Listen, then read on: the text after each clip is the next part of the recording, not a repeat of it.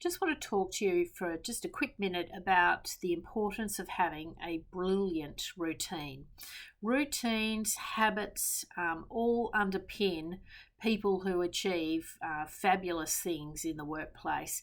And getting that routine, getting your time, your rhythm right is really, really crucial. And I think in modern days where, telephones and media is on 24/7 and people can get in touch with you at any time, you really do have to think about how you structure your diary in particular. And I really use my diary as my anchor to making sure I've got a good system in place for how I'm allocating my time, how I'm running my business, and doing things that serve me well, and allocating the time for the self-care, the personal time. Now, routines are critical, and as you come into a new year, everyone's got their New Year's resolutions.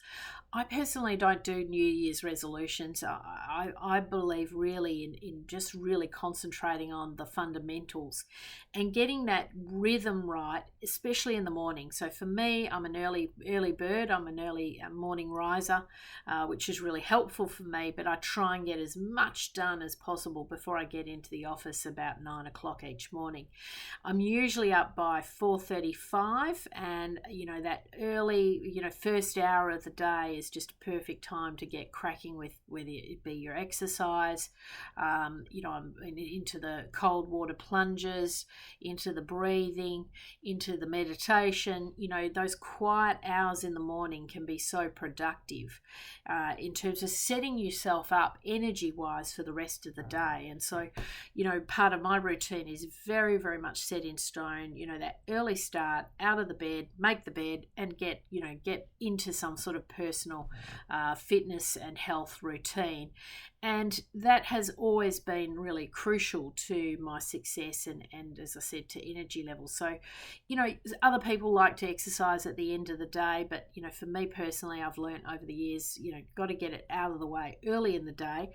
And, just having that really, really clear structure, your me time in the mornings before you get into the office. Now, I'm incredibly fortunate because I don't have to commute, and I know a lot of people do, so that can have a big impact. But again, take control of the hours of the day that you can take control over, and make sure you're allocating the time for those personal wellness issues so that you can really get that in check. And of course, really allocating your time successfully during the week so that you're highly productive. And I think a really great hack would really be to put some emphasis, in the next couple of weeks as we're heading into a new year, on the personal efficiency. Where are you sort of letting yourself down? Do a bit of a diary analysis.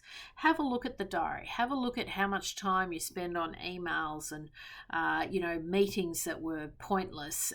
How many times you were sort of called into a matter or distracted or didn't have enough time to do the actual work of the day. And really just making sure you're allocating your time really effectively. I also believe you've got to take your breaks. So I like to schedule at least a half an hour break in the middle of the day, ideally an hour, to either do a walk, get some fresh air, maybe do some light exercise.